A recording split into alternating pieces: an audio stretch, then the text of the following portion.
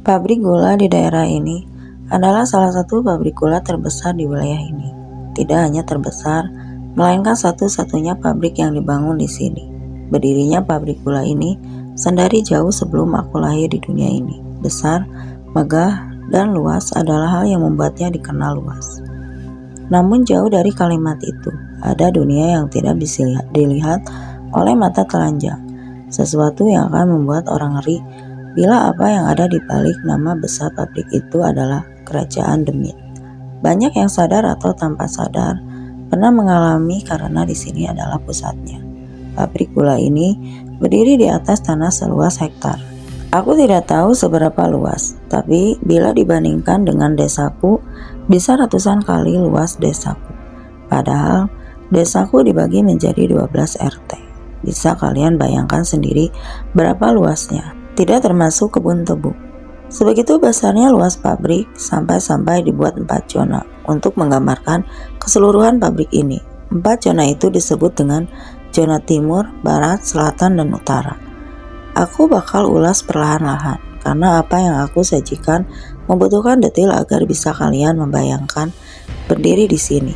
Terlepas dari betapa luas dan besarnya pabrik ini, batas yang paling mencolok adalah pabrik ini dihapit oleh 2 desa. Sebut saja Desa A dan Desa B. Desaku adalah Desa A. Kenapa aku mengatakan itu? Karena semua ini nanti berhubungan satu sama lain. Pagi itu udara sangat dingin. Aku baru saja selesai habis sholat subuh. Surah dekat rumahku. Setelah sholat biasanya anak-anak desa akan mengumpul di depan surah, mumpung minggu. Ayo, melaku-laku, kata temanku Jamal. Semua teman-temanku bersahutan setuju. Aku langsung tanya kemana. Gimana kalau ke dalam pabrik? Barangkali saja nemu bola tenis. Ada hal yang selalu aku lakukan bersama anak-anak desa, yaitu masuk ke pabrik gula di samping desa. Alasannya, di sana banyak hal yang aku dan teman-temanku suka. Salah satunya bola tenis.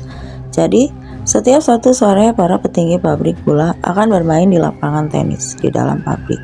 Satu dari banyak fasilitas untuk pekerja yang suka dengan olahraga tenis, dan biasanya banyak bola tenis yang keluar lapangan dan menghilang dari rumputan liar yang tumbuh di samping lapangan. Bola itulah yang nanti kita pungut buat dibawa pulang. Kenapa harus bola tenis? Bola tenis selain mahal bisa dipakai untuk bermain berbagai permainan tradisional, sehingga di mataku dan anak-anak lain yang masih bocah, bola itu sama berharganya dengan mainan grade mahal. Selain bola tenis, ada alasan kami suka masuk ke dalam pabrik. Karena suasananya sejuk. Di dalam lahan yang begitu luasnya, banyak pohon tua yang besar. Sehingga meski siang hari, cahaya matahari tidak menembus keciptaan suasana damai dan sejuk. Lalu apalagi? Jawabnya, pohon jubet, mangga, jambu yang sama sekali tidak pernah dipanen. Dibiarkan bunganya masak secara alami. Karena tidak ada satupun yang tertarik dengan buah itu selain kami anak-anak desa. Berangkatlah kami menuju pabrik gula. Jalur yang bisa kami lalui adalah jalur timur. Namun kami terhenti ketika sampai di jalur timur. Loh, kok tutup? Kata Andi. Aku baru ingat, hari Minggu gerbang ditutup karena hari Minggu adalah waktu Jumat gereja untuk berkumpul. Gerbang timur identik dengan pagar besi tinggi. Di sampingnya ada gereja. Gereja sedang dipakai. Itu yang aku lihat. Gerejanya tidaklah kalah tua sama pabrik. Sudah berdiri sebelum aku dilahirkan. Namun konon, gereja ini terkenal angker. Tapi sabar, nanti akan ada waktunya buat bahas gereja ini. Aku dan yang lain kebingungan. Sepertinya akan batal. Sampai si Udin nyeletuk. Gimana kalau lewat perumahan Belanda? Aku terdiam sebentar. Mendengar nama perumahan Londo membuatku begidik. Ngeri karena jauh di jalur utara memang ada gerbang tua. Gerbang itu sudah lama ditinggalkan. Di sebelahnya ada tanah luas, berpagar. Di sana berjejer rumah besar dan megah. Ada sekitar 6-7 rumah dengan gaya arsitektur yang sama, arsitek khas Belanda. Sejarahnya sendiri, rumah itu dulu memang bekas rumah orang-orang Belanda yang memiliki jabatan di pabrik gula ini. Namun, yang bikin aku merinding adalah semua rumah itu sudah kosong bertahun-tahun, tidak ditinggali lagi. Bahkan hingga saat ini, dan cerita dari mulut ke mulut, kabarnya banyak yang pernah melihat seseorang berdiri di kaca menatap kosong jalanan. Ketika seseorang melintas, mereka melihat orang Belanda lengkap dengan pakaian khas mereka tersenyum, menyambut siapapun yang lewat. Alasan kenapa temanku mengusulkan itu, karena di perumahan Londo, tepatnya di rumah paling ujung, ada tembok pembatas. Di salah satu bagian temboknya sudah runtuh, beberapa bagian, jadi dapat dipanjat oleh kami yang masih anak-anak. Kami pun setuju, jalur utara, jalan kaki menyelusuri jalan. Sampai di sana satu demi satu kami memanjat, melompat, dan sampailah di rumah megah yang berjejer. Hal yang paling mengganggu di rumah ini adalah gaya desain rumah ini yang hampir sama semua. Yang paling mencolok, kaca hitam besar di samping pintu. Setiap melewati rumah ini, aku berusaha untuk tidak melihat ke dalam kaca itu. Karena setiap melihat kaca, aku terbayang wajah-wajah Belanda yang sering aku bayangkan karena cerita-cerita yang tersebar. Namun aku selalu gagal. Aku selalu melihat ke arah sana, memang tidak apa-apa. Tapi, bulu kuduku selalu merinding setiap melihatnya. Teman-temanku yang lain tampak biasa saja, berjalan tanpa beban.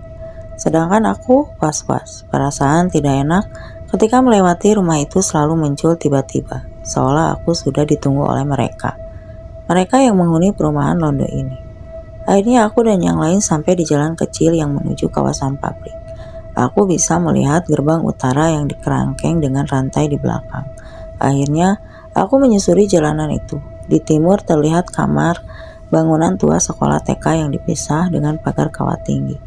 Ada satu hal yang bikin aku bertanya-tanya. Sebuah lahan kosong yang ditumbuhi oleh pohon mangga. Anehnya, di bawahnya rumput tinggi-tinggi selutut orang dewasa. Dalam hatiku bertanya, kenapa orang pabrik tidak ada yang memotong rambut itu? Biar bersih saja. Namun rupanya ada alasannya. Lapangan tenis sudah terlihat. Di samping lapangan tenis ada dua pohon asem yang sudah berumur puluhan tahun, besar sekali, dan mencolok dibandingkan pohon-pohon lain. Sehingga tenis begitu sejuk ditumpuhi rindangan dedaunan pohon asem. Jauh di belakang lapangan tenis, tepatnya di antara lahan kosong dan gedung TK, ada satu pohon lagi yang mencolok, yaitu pohon beringin.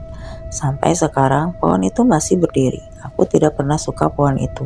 Bahkan sejak aku bersekolah TK, aku masih ingat jelas kenangan yang nanti akan aku ceritakan secara perlahan. Intinya pohon itu berada di tempat yang terisolasi. Butuh waktu untuk menembus tingginya rumput liar di samping lapangan tenis. Akhirnya kami masuk ke lapangan tenis. Ada pintu pagar kawat di sekelilingnya.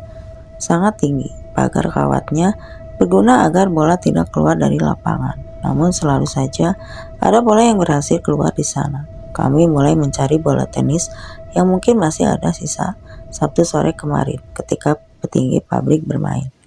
Namun mataku fokus lebih tertuju pada dua pohon asem yang bersebelahan, sama besarnya, entah di sana ada apa. Tapi bulu leherku selalu meremang setiap melihat pohon itu. Aku menemukan bola ini loh, teriak temanku si Jamal. Aku dan Udin serta Dayat mendekat. Bola segera diamankan di saku milik Jamal. Kami akhirnya bermain-main dulu di lapangan tenis. Tempatnya adem dan benar-benar enak buat rebahan. Tidur, tapi ada yang mengganjal pikiranku. Seolah-olah ada yang melihatiku entah dari mana.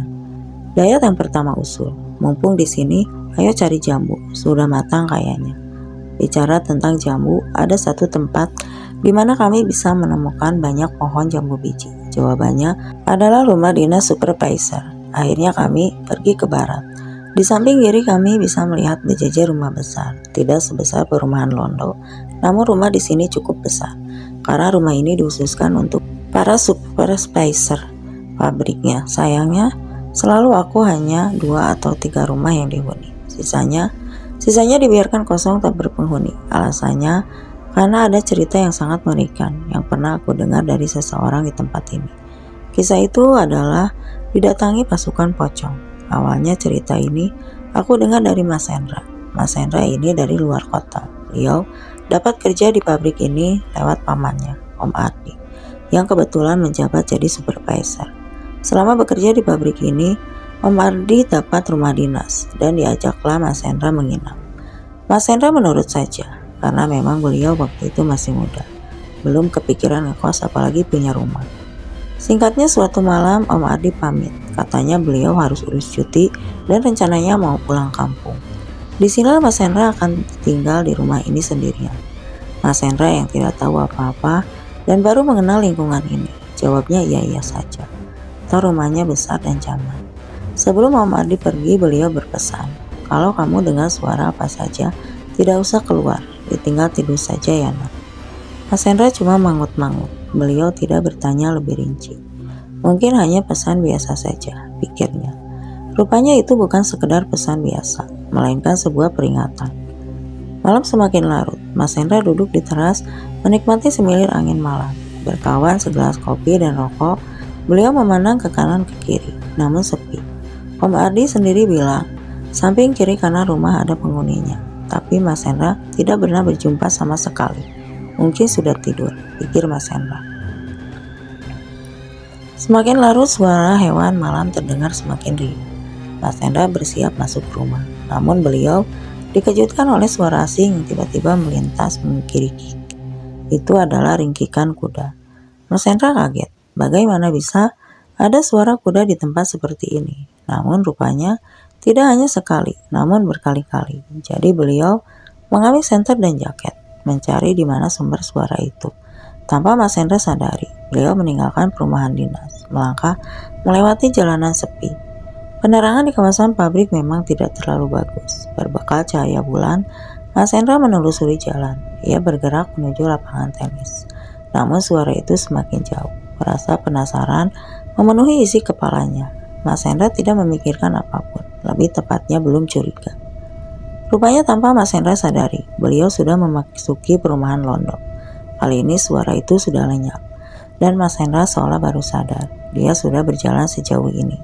Berniat ingin kembali, Mas Hendra mencium aroma wangi. Dihirupnya aroma itu semakin lama semakin menyengat. Penasaran, Mas Hendra mengintip perumahan Londo. Dari balik pohon randu, dilihatnya dengan seksama apa yang ada di depan sana. Kaget, mencampur bingung. Di salah satu rumah ada sosok yang tengah berdiri, mengenakan gaun putih panjang sampai lantai. Sosok itu menatap jalanan, rambutnya pirang, posturnya tinggi, ramping dan berbau wangi. Dalam kebingungan Mas Hendra baru sadar, bagaimana bisa ada orang di rumah itu. Bukannya Om Ardi mengatakan tempat itu kosong melompong. Rupanya perasaan mencelos itu membuat sosok itu sadar di tengah intip. Sosok itu memandang pohon randu tempat Mas Hendra bersembunyi. Mas Hendra berdiam diri, mencoba agar sosok itu tidak mendekati. Rupanya pemakaian itu semakin menyengat, seolah sosok itu mendekatinya. Mas Hendra berbalik untuk mengintip kembali. Benar saja dugaannya. Dan Belanda itu rupanya mendekatinya. Tertawa nyaris cekikikan, yang bikin Mas Hendra lari terbirit-birit. Sosok itu mendekatinya terbang, kakinya tidak menyentuh tanah sama sekali. Tak peduli kemana ia lari, yang penting menyelamatkan diri terlebih dahulu. Sampai akhirnya Mas Hendra berhenti untuk mengistirahatkan kakinya. Baru sadar, ia berlari ke samping lapangan tenis. Di bawah dua pohon besar asem, rupanya Mas Hendra tidak sendirian. Ia ditemani oleh sosok yang sangat besar, yang dilihatnya nyaris seperti pohon asem. Ternyata itu adalah kakinya. Yang aku dengar, Mas Hendra cerita, cuma begidik dan terbayang. Tanpa pikir panjang, Mas Hendra kembali berlari. Rumah dinasnya beberapa ratus meter lagi. Ketika akhirnya beliau sampai di pintu, Mas Hendra langsung pergi tidur di kamar. Namun rupanya malam mengerikan itu belum berakhir, karena teror selanjutnya adalah puncak teror yang membuat Mas Hendra angkat kaki dari rumah dinas khusus supervisor itu. Teror pasukan pocong dan mengerikan. Masih di malam yang sama, Mas Hendra berusaha melupakan apa yang baru dia lihat. Seumur-umur dia belum pernah bertemu, apalagi melihat hal di luar logika, karena sebelumnya ia hanya mendengar dari orang-orang. Namun jam 1 dini hari membuat Mas Hendra bisa tidur. Sebaliknya, ia kepikiran wajah Nona Belanda yang rupanya benar-benar membuat Mas Hendra kepikiran. Wajahnya menakutkan ketika tersenyum, terutama ia bisa terbang. Bagaimana bila dia datang ke rumah ini? Hal seperti ini rupanya membuat Mas Hendra semakin tidak nyaman. Ia berkali-kali kepikiran untuk pergi, tapi kemana? Rupanya kecemasan yang merasuki Mas Hendra mengaburkan sosok yang memanggil namanya di luar kamarnya. Tepat di jendela, Mas Hendra mendengar seseorang memanggilnya. "Mas, tolong Mas!" Kaget bercampur takut, Mas Hendra menjauh dari jendela. Namun suara itu semakin nyaring, karena sepertinya satu suara melainkan seperti bersamaan. Mas Hendra lari ke ruang tamu. Di ruang tamu sama sekali tidak mengurangi rasa takut Mas Hendra, karena suara itu semakin terdengar. Akhirnya Mas Hendra memberanikan diri untuk melihat.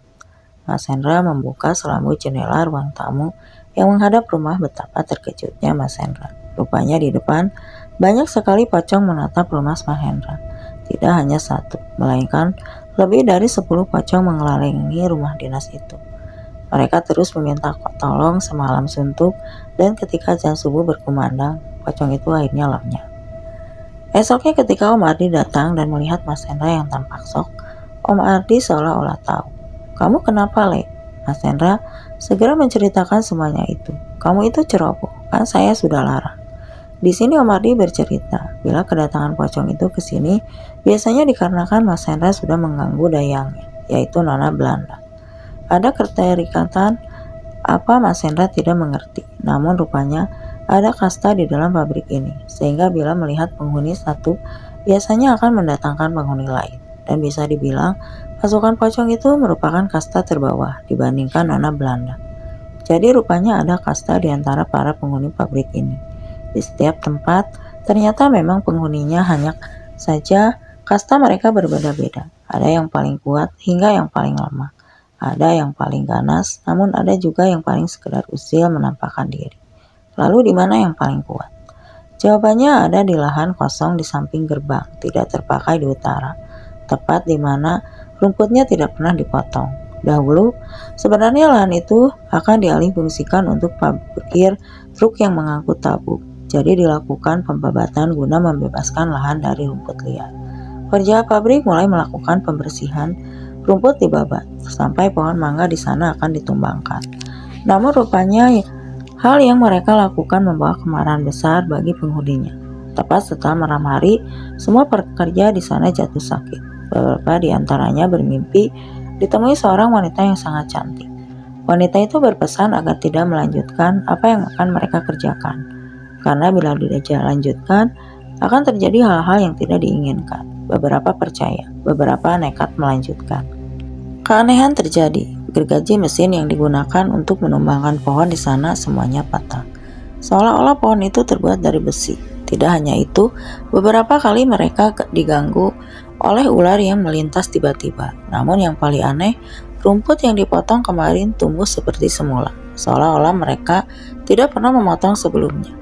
Hal-hal tidak wajar ini membuat para pekerja ketakutan, terutama sang mandor yang firasatnya menjadi tidak enak. Akhirnya Pak Mandor memutuskan menghentikan pekerjaan sementara, sekaligus memanggil orang pintar. Ketika di terawang tempat itu, si orang pintar hanya berpesan, "Jangan dilanjutkan, bila kalian tidak mau meregang nyawa." Bingung, sang mandor bertanya, "Kenapa, Mbak?" Orang pintar itu menunjuk suatu tempat yang bisa dikatakan paling dalam di lahan kosong itu. Itu adalah rumahnya, tempat makhluk yang tidak pernah menerima kehadiran kalian di sini. "Apakah tidak bisa diusir, Mbah?" tanya sang mandor. Seorang pintar kemudian tersenyum kecut. "Berani berapa bayar kamu dengan harga nyawa?" Si mandor terkenyut. "Nyawa, Mbah?" "Iya, nyawa. Saya tadi sudah berbincang sama dia. Dia bilang, nyawa sampean-sampean ini yang jadi taruhannya. Itu pun tidak akan bisa kalian babat lahan ini. Mau mati konyol sampean," tekan si Mbah. Akhirnya si orang pintar bercerita, pabrik tempatmu bekerja adalah sarang kerajaan Demit. Kaget bercampur bingung, sang mandor bertanya kembali, "Maksudnya, Mbah?" "Ya, ini pusat kerajaan Demit. Tahu Demit tidak?" Jadi, rupanya penghuni lahan kosong itu adalah seorang wanita cantik, namun bertubuh ular hijau. Selain itu, si ratu ular itu ibaratnya adalah panglimanya. Di setiap sudut pabrik selalu ada yang terkuat dan menjaga wilayah teritorinya sendiri, termasuk di bagian utara yang dijaga siluman ular. Namun semua tidaklah berhenti sampai di sini. Setelah pabrik ini ditutup, ada sebuah cerita yang menimpa warga desa B. Warga desa B ini adalah seorang laki-laki tua yang kesehariannya mencari rumput untuk pakan ternaknya. Entah tidak ada yang memberitahu atau tidak, ia tergiur dengan rumput liar yang tumbuh di lahan kosong. Tanpa berpikir panjang, ia memutuskan membabat rumput liar itu. Tidak sampai tengah hari, karung yang dibawa sudah penuh dengan rumput untuk menyenangkan hewan ternaknya. Ia mengira segera pulang dengan rumput-rumputnya. Tanpa ia sadari, ia juga membawa pulang petaka bersamanya. Malamnya ia terbaring sakit, badannya demam, panas, sudah diberi obat, namun tidak seperti berpengaruh. Tidak hanya itu, si lelaki tua meronta menahan sakit yang teramat sangat, seperti disiksa oleh sesuatu. Rupanya ada yang tidak sengaja melewati rumahnya. Ketika orang asing itu melewati rumahnya, ia kaget, karena di depan rumah lelaki tua, ada wanita bertubuh ular sedang menari-nari di depan rumah. Dalam hati, orang itu hanya berkata, sebuah bencana ada di rumah ini. Keesokan harinya orang asing itu bertamu. Ia disambut sang istri. Bertanyalah orang itu, dan akhirnya si istri bercerita. Ia meminta izin untuk melihat lelaki tua itu. Di luar dugaan, kondisinya sudah sangat parah. Bahkan beberapa kali, lelaki tua itu meracau minta mati. Lewat usul orang asing itu, si lelaki tua dibawa ke guru spiritualnya. Namun rupanya, semua sudah terlambat. Tarian yang dilakukan wanita ular itu adalah tarian kematian untuk si lelaki tua. Namun semua belum berakhir. Di tubuh si lelaki tua itu ditemukan sisik ular. Si istri hanya menangisi jasad suaminya yang malang. Orang asing itu akhirnya memberikan saran agar pemakamannya dilakukan dengan tertutup untuk menghindari aib dan mulut orang-orang yang tidak bertanggung jawab. Namun semua orang tahu akan kisah ini dan tidak begitu terkejut ketika mendengarnya. Aku dan yang lain akhirnya bergegas pulang. Manakala hari sudah terik, dengan jambu biji sekresek, kita sepakat mau lewat gerbang utara. Di samping lahan kosong, rupanya Udin benar. Di dekat gerbang ada kawat yang bisa ditarik, sehingga kami bisa menerobos lewat. Jujur, aku masih merinding setiap melihat lahan itu. Auranya gelap dan mencekam, namun aku masih ingat pesan seseorang. Asal kamu tidak mengganggu, tidak juga akan ada yang mengganggu. Mereka butuh alasan untuk mengganggu.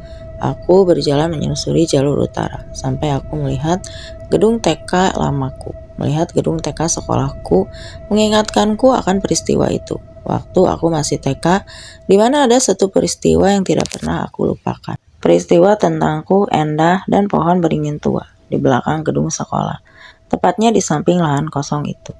Di mana aku melihat ada gadis kecil yang menjaga pohon beringin tua itu. Hal yang tidak banyak orang tahu adalah aku bisa melihat secara langsung, tapi aku memvisualisasikan sesuatu dari cerita orang lain. Lalu bagaimana aku tahu tentang gadis kecil yang menunggu pohon beringin? Endahlah yang memberitahuku pertama kali ada sosok itu. Sosok yang akan aku ceritakan malam ini. Kita balik jauh ke belakang saat aku masih TK di sini. TK ini dibangun sama persis di samping tanah lahan kosong. Bila dilihat dalam denah lokasinya cukup jauh dari lapangan tenis, namun jaraknya cukup dekat dengan pohon beringin. Nah, pohon beringin inilah yang akan jadi fokus cerita kita.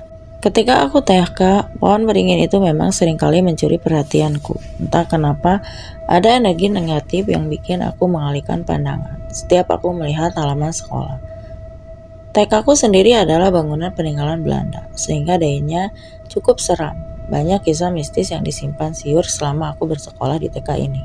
Salah satunya adalah sosok yang tinggal di pohon beringin tua itu.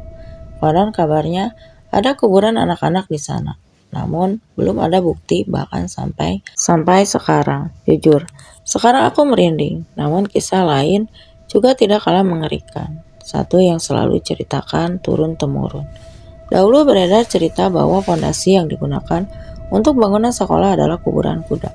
Jadi dulu ini tempat penjagaan kuda, di mana kepala dan tubuh binatang itu bersebar di sini, sehingga setiap malam Pak Abud si penjaga sekolah sering mendengar suara kuda meringkih.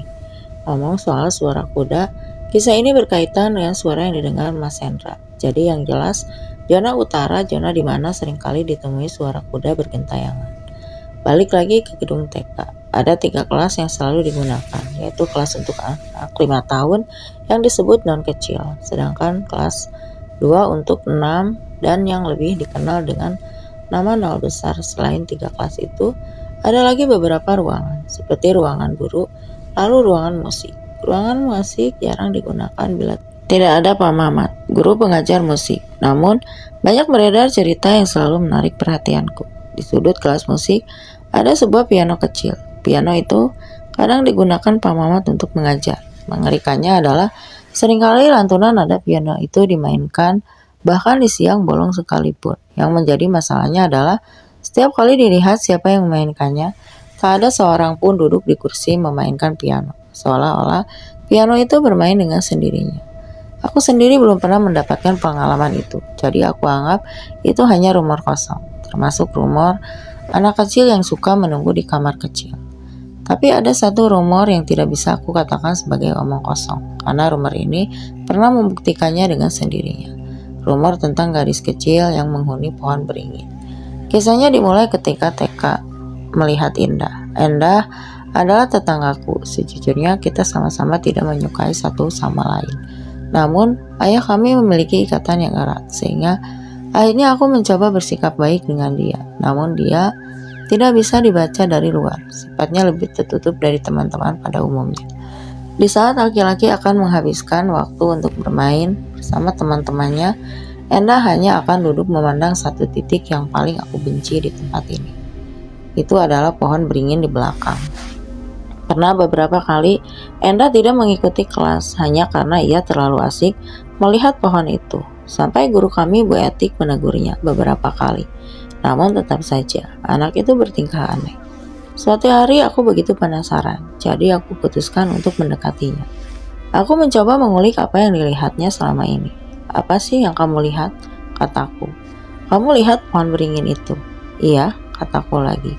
"Ada anak kecil yang melihat kita saat ini." Mendengar itu, perlahan aku bisa memvisualisasikan ucapan Indah menjadi sebuah bayangan. "Anak perempuan," kataku. "Indah akhirnya melihatku." "Bisa melihat juga ya?" Aku langsung pergi karena entah kenapa firasatku tidak enak. Itu adalah pengalaman satu-satunya yang aku ingat tentang makhluk itu, di mana rupanya makhluk itu adalah makhluk yang sering main di desaku. Karena ada yang salah terjadi berikutnya, dia merasuki salah satu warga. Kejadiannya sendiri dimulai siang bolong ketika aku main dengan anak-anak. Aku dengar baru saja terjadi sebuah kehebohan. Banyak warga yang mendekat dan beramai-ramai memenuhi rumah. Penasaran, aku ikut mendekat. Rupanya Mbah Mun, salah satu wanita tua yang halamannya seringkali aku pakai main berteriak-teriak nyaris histeris. Suaminya Mbah Nang yang coba menenangkannya berkali-kali. Namun Mbah Bun rupanya masih terus menjerit-jerit. Aku yang dari tadi memperhatikan gelagat aneh itu akhirnya sadar Mbah Bun kesurupan. Masalahnya adalah Mbah Bun terus berteriak, dia minta pulang. "Aku mau pulang, aku mau pulang." Mbah yang akhirnya yang pertama kali bertanya perihal itu. "Pulang kemana?" "Rumahku," jawabnya. "Siapa kamu?" tanya Mbah Nang. Namun sosok itu melotot, tidak mau menjawab, lalu menjerit kembali. Pergolakan itu terus terjadi, sampai akhirnya om aku datang. Deno, yang merupakan juru kunci di desaku. Sekali lagi Deno langsung tahu siapa yang merasuki Mbah Bun. "Kenapa kamu kesini?" tanya Deno ketus. "Aku mau pulang," jawabnya sambil melotot. "Pulang, tapi kamu dalam raga seseorang." Terjadi perdebatan yang panjang. Intinya makhluk itu tidak sengaja kesedot tubuh Mbah Bun ketika beliau melamun. Untuk itu, aku cuma berpesan, hati-hati bila melamun.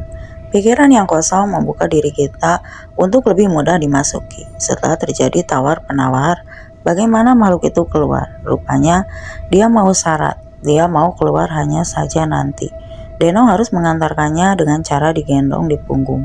Deno pun menyanggupi permintaannya.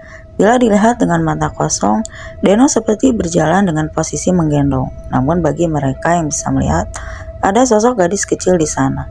Sampai saat ini, gadis kecil itu masih ada di sana. Hanya saja, sekarang ia tidak lagi suka berjalan-jalan ke desa kami lagi, entah kenapa. Sekarang kita menuju bangunan gereja, 200 meter dari gedung TK. Di sana terkenal dengan satu hantu wanita. Warga menyebutnya dengan hantu wanita menangis. Namanya adalah Suparlan, biasa dipanggil Waparlan. Beliau adalah orang tua yang rumahnya berada persis di depan gereja. Kiri kanan rumahnya adalah tanah kosong. Di sana ditanami berbagai tanaman kebun, ubi, pisang, cabai, dan sebagainya. Pernah beliau bercerita bila gereja di depan rumahnya memiliki aura mistis yang tidak biasa. Bila hanya kuntilanak, pocong, atau yang lainnya, Waparlan sudah biasa, karena dulu beliau adalah salah satu pekerja pabrik yang sudah lama pensiun. Namun gereja ini lain dari yang lain. Suatu malam godaan mengganggu tidurnya. Ia dibayangi oleh sosok wanita yang meminta tolong. Cantik dan menggugah adalah bahasa yang dipakai untuk menggambarkan ayunya wanita ini. sehingga ia terbangun dari tidurnya. Kemudian merintih dan menangis mengelusuk ke telinganya. Halus dan lembut, suara itu seolah menghipnotisnya. Karena tanpa ia sadari, ia sudah berdiri di pagar gereja Jawi Wetan. Tidak sulit membuka pintu pagarnya, karena memang beliaulah yang diberi mandat untuk menjaga gereja ini. Kini ia tergoda untuk tahu apa arti mimpinya. Ditelusurinya lorong demi lorong, pintu-pintu besar dari kayu jati beberapa kali mencuri pandangannya. Seolah di guratan yang terbuka itu ada sosok yang mengintipnya, namun takut bukan kawan baik seorang Parlan yang konon memiliki ilmu kebatinan. Rupanya suara itu berasal dari gudang belakang, tempat di mana kursi dan meja rusak disusun ala kadarnya. Dengan gemuruh gelisah, Parlan merasa ada yang ganjil dari ruangan ini. Selama ini, ia ke gereja hanya untuk membersihkan rumput dan menyapu lahan dari dedaunan pohon randu, sehingga ia tidak tahu menahu akan apa yang ada di dalam ruangan-ruangan ini. Setengah hatinya berbisik untuk pergi dan angkat kaki, namun setengahnya lagi berkata ada penasaran yang harus dilunasi. Tangannya tua namun tegas, meski kaki gemetar menopang badan ringkih, tak kalah suara kriet dari pintu tua terbuka.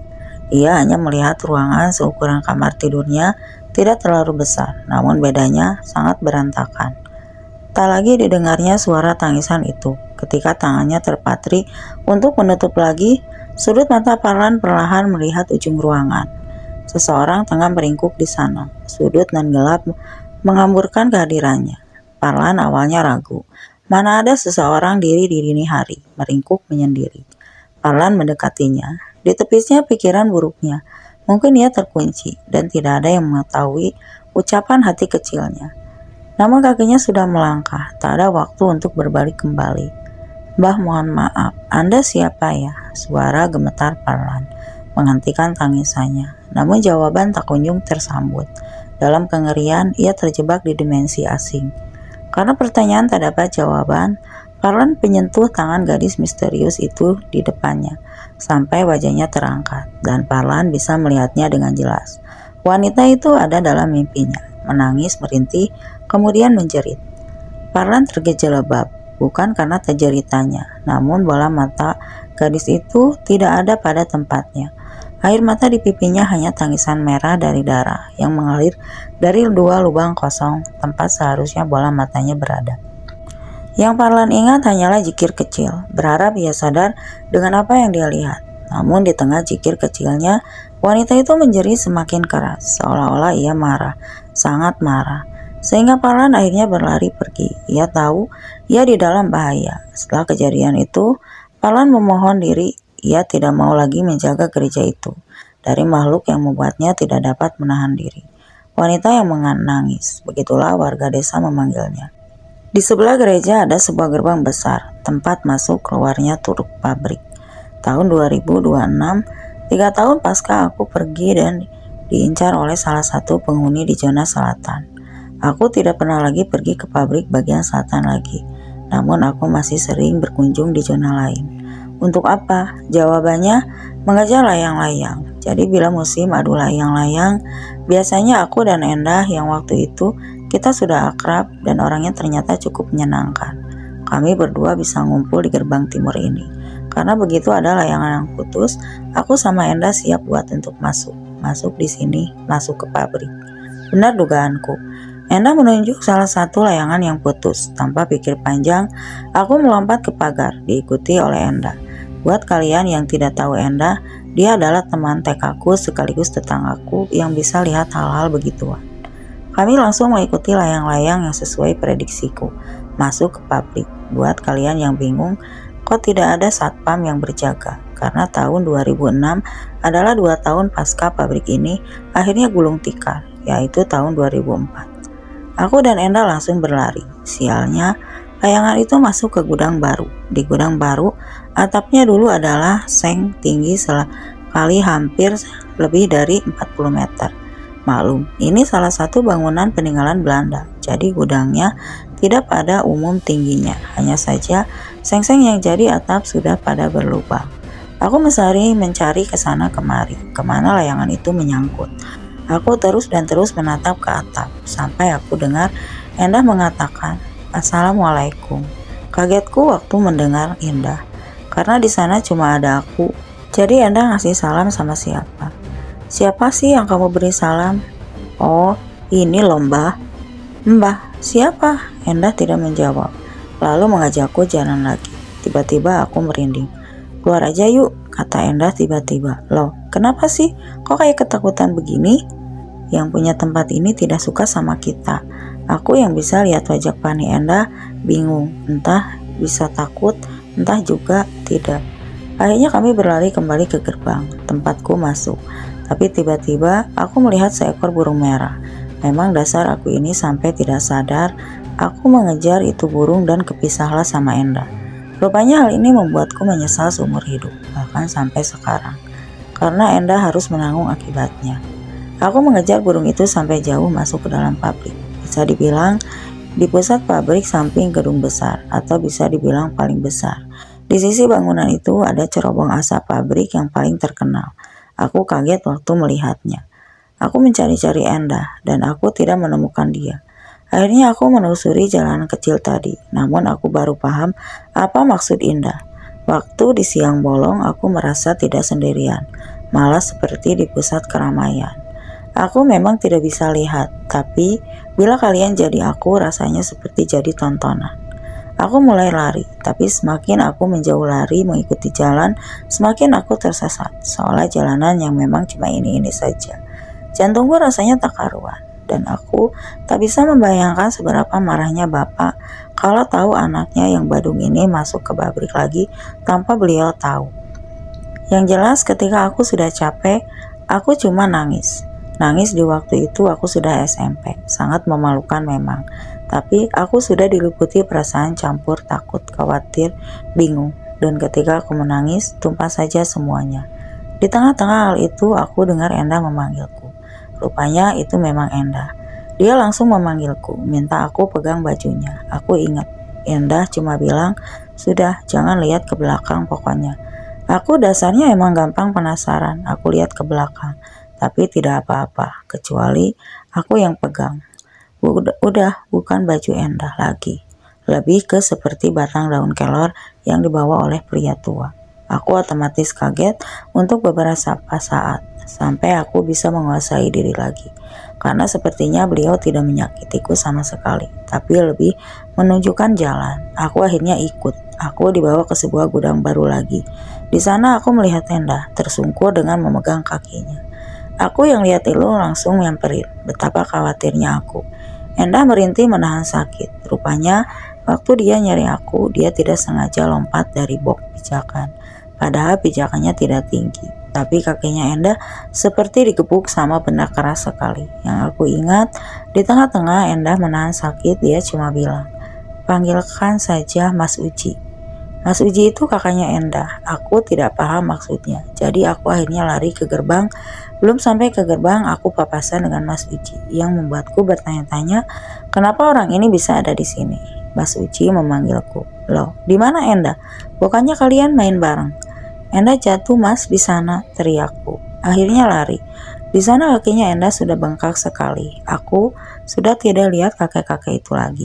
Sesampainya di rumah, bapaknya Endah marah besar sama aku. Sehingga hal ini sampai ke telinga bapak. Aku dimarahi habis-habisan. Namun dari semua kejadian itu banyak hal terjanggal terjadi. Yang pertama adalah salam dari Endah. Sejak awal masuk ke gudang baru, rupanya Endah melihat kakek-kakek itu menyambut mereka. Hanya saja beliau mengatakan jangan masuk lebih dari ini. Daripada dia tahu, yang dimaksud dialah yang punya tempat ini. Bila aku pikir kembali peristiwa ini, gedung baru hampir di pusat pabrik dan itu tepat sampai di bangunan utama samping cerobong asap. Apa maksud yang punya tempat ini adalah rajanya. Yang kedua, rupanya ketika aku mengejar burung itu, Endah melihatku kayak dirasuki cepat sekali. Karena ketika Endah berusaha mengejar, aku sudah hilang begitu saja. Endah panik, akhirnya dia mencari lebih ke dalam. Nah, ketika dia masuk tempat itu, dia melihat naga yang besar sekali, berjaga di bawah cerobong asap. Di sini Endah ketakutan dan lari meninggalkan tempat itu. Namun karena begitu buru-buru, dia lompat di beberapa pijakan yang tingginya tidak seberapa. Ada yang dari tadi mengincar Endah, sehingga akhirnya kakinya dipukul. Endah sendiri bilang Yang memukul itu badannya gemuk, bongsor, punya payudara yang kayak perempuan, tapi bertaring dan mengerikan. Tapi makhluk itu hanya melotot terus waktu Endah sudah tidak bisa jalan. Yang terakhir, bagaimana Mas Uji tiba-tiba tahu Endah di sana? Kata Mas Uji sendiri, dia dijemput anak-anak kecil. Mereka bilang adiknya dalam bahaya. Dia menunjuk ke pabrik. Mas Uji tahu di mana Endah biasanya berada, segera menyusul. Rupanya dugaannya benar. Mas Uji bertemu aku dan anak-anak yang menunjukkan jalan sudah lenyap. Sekarang Endah menjadi cacat. Dia jalan dengan kaki terpincang. Setiap aku melihat dia, aku masih merasa bersalah. Namun Endah tidak pernah membahas hal itu lagi, karena bisa keluar hidup-hidup dari sana itu sudah patut disyukuri dibandingkan seseorang yang ditemukan gantung diri di pohon waru di samping bangunan utama. Karena kata Endah, itulah nasib bagi yang mereka yang sudah melihat wujud rajanya.